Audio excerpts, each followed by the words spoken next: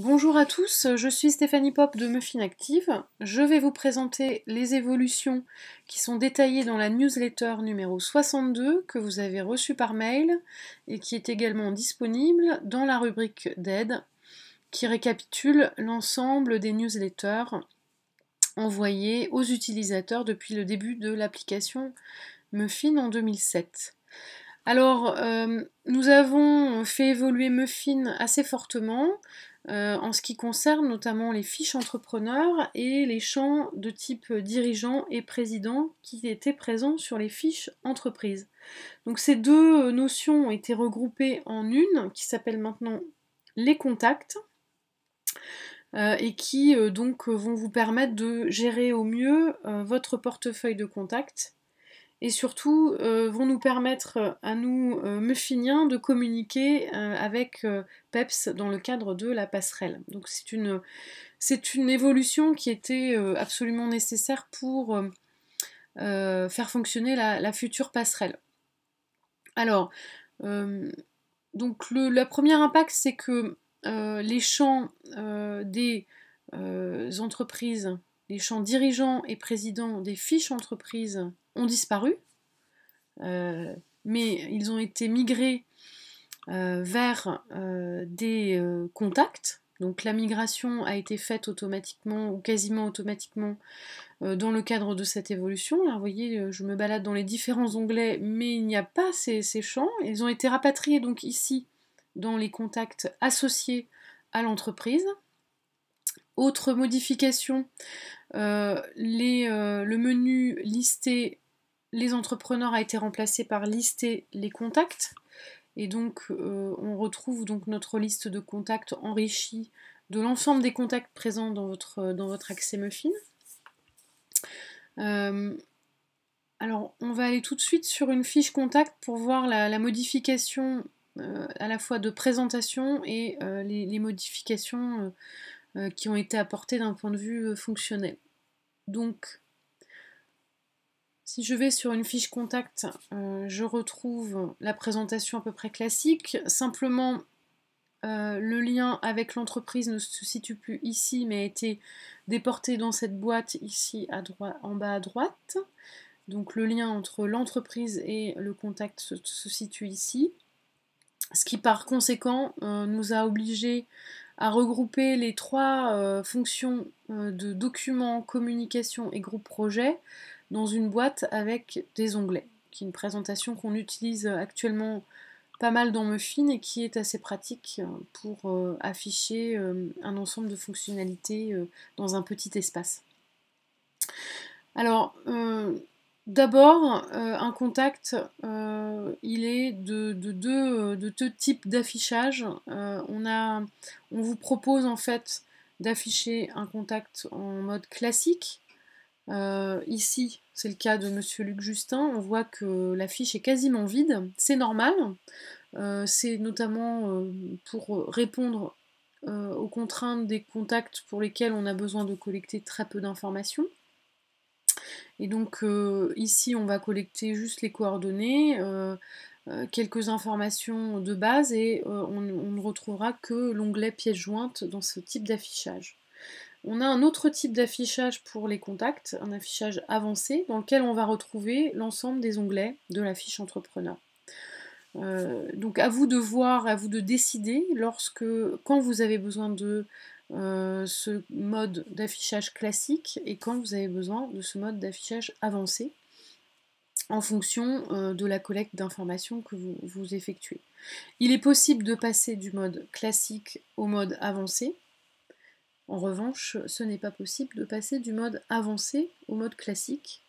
Ça ferait perdre des informations au passage. Donc le mode classique se propage dans le groupe projet, le mode avancé également, et lorsqu'on passe du mode classique au mode avancé, ça se propage également dans le groupe projet. Alors voilà un mode avancé. On retrouve les onglets que vous connaissiez bien au travers des fiches entrepreneurs. On retrouve notamment l'onglet Lab, donc si vous avez besoin de renseigner des champs de type Lab pour un dirigeant de l'ESS, eh bien il faut passer en mode avancé. Voilà. La deuxième modification très importante concerne le lien entre les contacts et leurs entreprises. Et donc, c'était la principale problématique hein, dans l'ancienne version de l'application. Aujourd'hui, vous décidez de lier un contact à une entreprise, eh bien, vous devez passer par le renseignement de nouvelles informations. Donc, on va retrouver ici l'entreprise liée. On va retrouver la fonction occupée dans l'entreprise, ça c'est un nouveau champ. Donc, à vous de déterminer quelle fonction le contact a dans l'entreprise, soit de nature à être un simple correspondant ou un représentant légal. Donc vous voyez que la liste est assez riche. Si vous avez d'autres idées, n'hésitez pas à nous en faire part. Vous pouvez renseigner un courriel et un téléphone qui vont correspondre aux coordonnées du contact dans l'entreprise, ce qui permet d'avoir à la fois des coordonnées de type personnel dans la fiche contact, ou des coordonnées de type général dans la fiche entreprise. Et d'avoir donc en plus des coordonnées spécifiques à la personne au sein de l'entreprise. Nouveau champ également, la date de début de fonction du contact dans l'entreprise, qui est un champ obligatoire, par défaut la date du jour, et enfin la date de fin de fonction, qui va permettre de déterminer la période pendant laquelle le contact a travaillé ou a été opérationnel dans cette entreprise, ce qui permet du coup d'alimenter une sorte de portefeuille de contact, notamment lorsque l'on travaille avec des entreprises sur plusieurs années. C'est très utile pour répertorier, je dirais, l'historique des contacts dans les entreprises. Les entreprises de grosse taille également, c'est particulièrement attendu. Voilà, la troisième modification importante pour vous, c'est que nous avons fait disparaître la possibilité de créer des fiches, donc ex-entrepreneur, donc maintenant contact, ou des fiches entreprises. Vous aviez la possibilité, là, dans le menu consulter créer, de créer des fiches. Donc c'est une possibilité qui a disparu au profit de l'assistant. Pourquoi? Parce que nous souhaitons que se crée le moins de doublons de fiches possible. Dans le cadre de la passerelle, ce sera très important. Et donc tout vous renverra vers l'assistant qui lui permet de voir si la fiche que vous souhaitez créer existe déjà dans Muffin ou pas. Et cette fonction de gestion des doublons a été enrichie, donc elle doit vous permettre voilà, d'être particulièrement profitable dans votre utilisation. Donc quand je dis tout emmène vers l'assistant, ben, c'est le cas ici par exemple. Si je veux associer une nouvelle entreprise à ce contact, je vais du coup créer une nouvelle entreprise si je le souhaite. Voilà, ça m'emmène vers l'assistant. Je vais aller dans la liste des contacts où je retrouve mon bouton ajouter fiche contact et là ça m'emmène vers l'assistant.